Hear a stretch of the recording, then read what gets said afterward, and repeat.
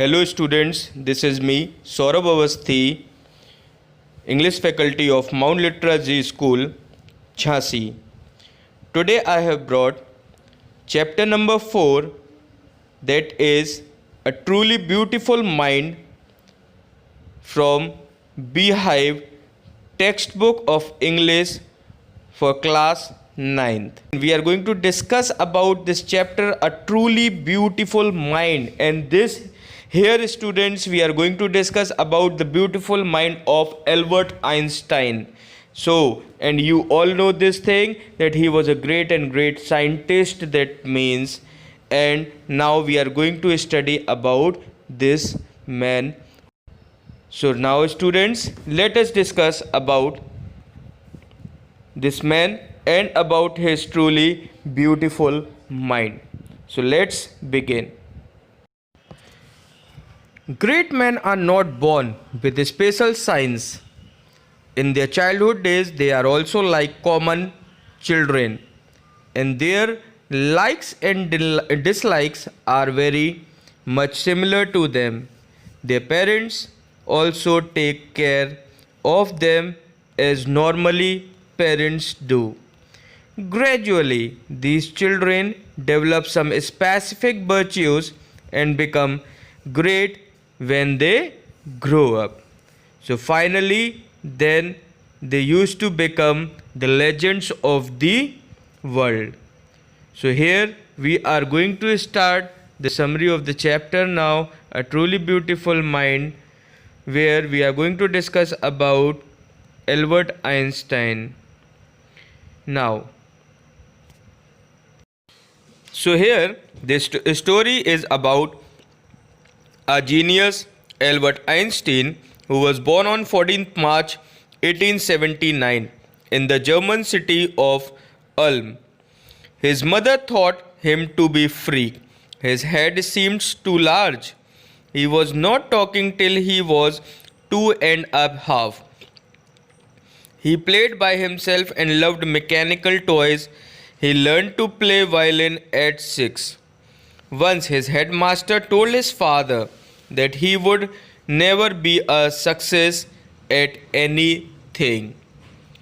So now, here one more thing was there, that he never used to play with other students because he was always involved in his own life. He used to play with mechanical objects.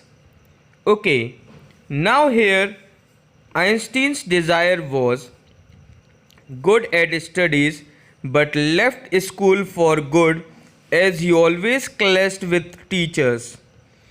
He wished to continue his education in Switzerland. He was highly gifted in mathematics and physics. He decided to study at the University of Zurich. After schooling, he found his fellow student Mileva Merrick a clever creature. So now we are going to discuss about his work and the marriage.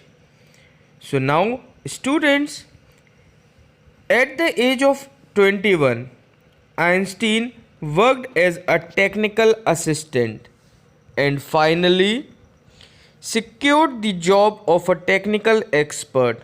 His famous papers of 1905 was Einstein's special theory of relativity. While he was solving problems in physics, his private life was unraveling. He wanted to marry Mileva, and finally he married her. But they could not live together, and finally the couple divorced in 1919.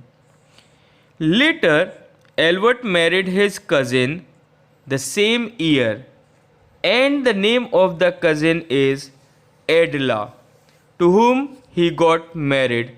And after then, his life started changing and he started doing progress. And very soon, he also got his Nobel Prize for Physics. Let's discuss about his Nobel Prize now. Einstein published his general theory of relativity in 1915. The newspapers proclaimed his work as a scientific revolution. He received the Nobel Prize for Physics in 1921 and was lauded by the press all over the world. So now, after getting name and fame, he became very famous at that time, very popular in the country, and now he was living quietly and silently over there. But now the time started changing. Now, immigration, what he did, that means to US now. That what is there in that part, let us discuss about it. Einstein emigrated to US in 1933 when the Nazis came to power in Germany. 5 years later, the discovery of nuclear fission in Berlin had American physicists in an uproar. Many of them fled as Einstein had, and they were afraid that the Nazis could build and use an atomic bomb.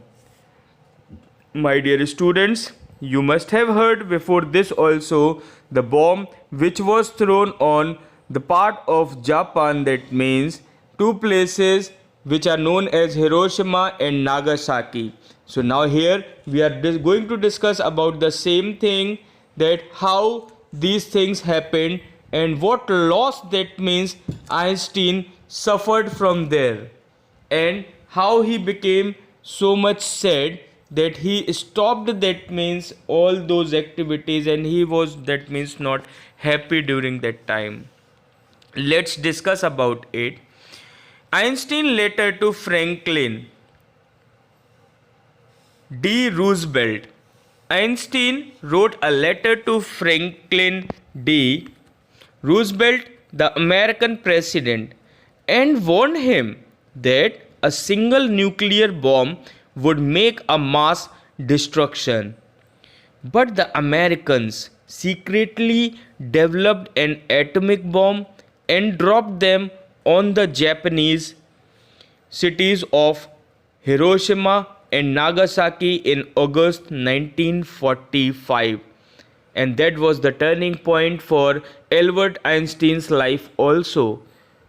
Then he started, that means, politically joining political rallies and all, that means he became a part of that, and then he was working actually for peace, just to stop all these activities. He started working on that, and then because he was full of sorrow at that time, he was not having peace in his life, because he stopped that government from doing all those things. But because of those mistakes, the whole life was destroyed of those people who were living in Hiroshima and Nagasaki.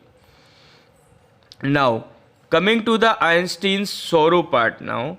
Einstein was deeply shaken by the destruction caused by the atomic bombs. He proposed to the United Nations for forming a world government, but his letter made no impact once again. Over the next decade, he got involved in politics now for an end to the arms build-up and campaign for peace and democracy. So finally, he worked for that, that means. And Einstein worked for peace and for democracy, so that he can stop the build up of arms right now. He started doing campaign just to change the thinking of the society, thinking of the government. Now let's come to the conclusion of the chapter, and here the death of Albert Einstein. Einstein died in 1955, and the world celebrated him as a visionary and world citizen. So students, this was the story of the great scientist and his beautiful mind, whose name was Albert Einstein. I hope you must have understood about this man. And now we will meet again with a new video of your new chapter once again very soon. So till then, be safe, be healthy, and stay at home. Thank you so much.